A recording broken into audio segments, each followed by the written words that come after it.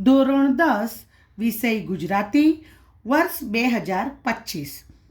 મિત્રો, વ્રજ પ્રકાશન દ્વારા પરિણામલક્ષી 8 પ્રશ્નપત્રો પબ્લિશ કરવામાં આવ્યા છે, જેમાંથી આજે આપણે પેપર નંબર 4ના વિભાગ સી એટલે કે વ્યાકરણ વિભાગનું સોલ્યુશન મેળવીશું.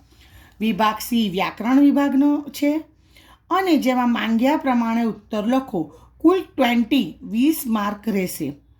33થી 40 સુધીના વૈકલ્પિક પ્રશ્નો છે, જેમાં કાઉન્સમાં વિકલ્પ આપેલો હશે. આપણે સાચો વિકલ્પ પસંદ કરીને ઉત્તર વહીમાં એટલે કે સપ્લિમેન્ટરીમાં માત્ર ને માત્ર જવાબનો જ નિર્દેશ કરવાનો છે. આપેલા વિકલ્પોમાંથી સાચો વિકલ્પ પસંદ કરીને ઉત્તર લખો. ચાલો બિસ્મિલ્લાહ બોલીએ. પ્રશ્ન 33.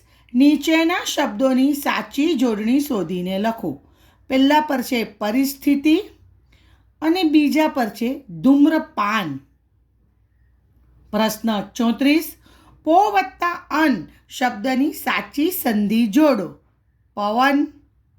પ્રશ્ન નંબર 35. ભૂતકાળ શબ્દનો સમાસ ઓળખાવો. કર્મધારય સમાસ.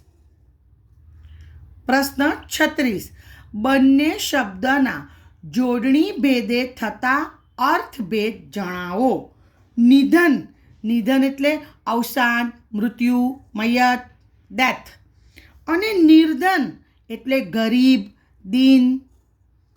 પ્રશ્ન નંબર 37. આકાશના તારાને ફૂલની જેમ વીણી શકે છે. જેમ શબ્દ આવ્યો.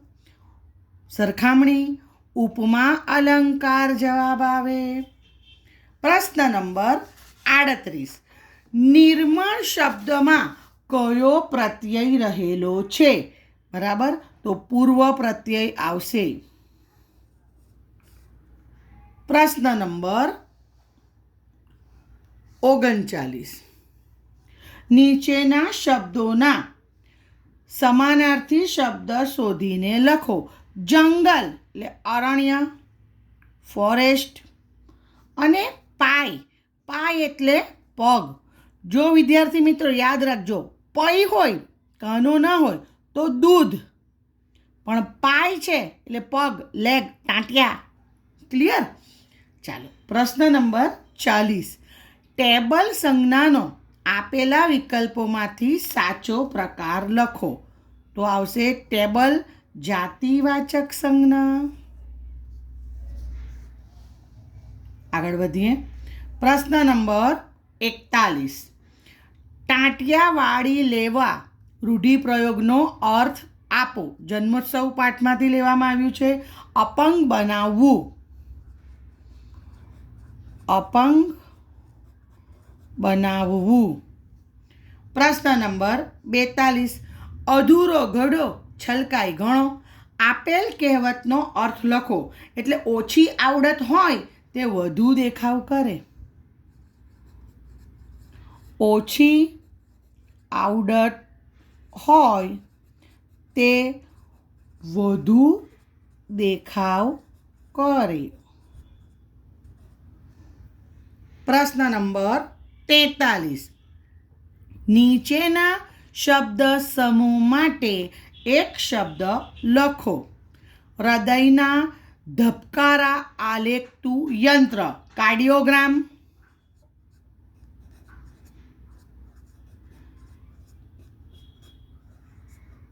યાદ રાખજો બેટો. પ્રશ્ન નંબર 44. ઉદાર શબ્દનો વિરોધી શબ્દ લખો. કંજૂસ. અને અનુદાર પણ થાય. ઉદાર, અનુદાર. બરાબર. પ્રશ્ન નંબર 45. નીચેના વાક્યને કર્મણીમાં ફેરવો. નર્મદાએ મને હર હંમેશ ઝંકૃત કર્યો છે. તો નર્મદાથી મને હર હંમેશ ઝંકૃત કરાયો છે.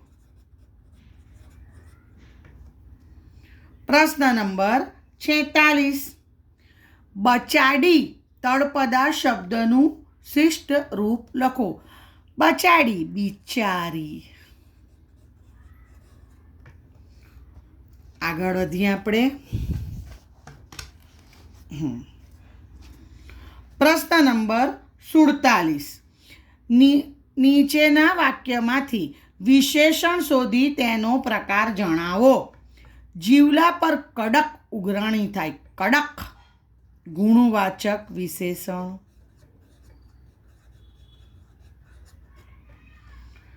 અડતાલીસમો પ્રશ્ન. નીચેના વાક્યમાંથી ક્રિયા વિશેષણ શોધી તેનો પ્રકાર જણાવો. જીવનની પળો ઝપાટા બંધ વહી જાય છે.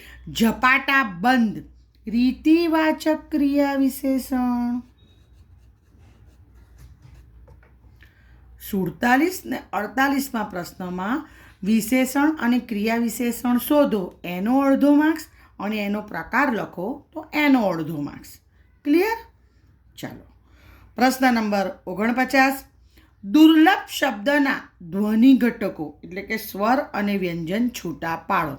દ વત્તા ઉ વત્તા ર વત્તા લ વત્તા અ ને વત્તા ભ. દુર્લભ.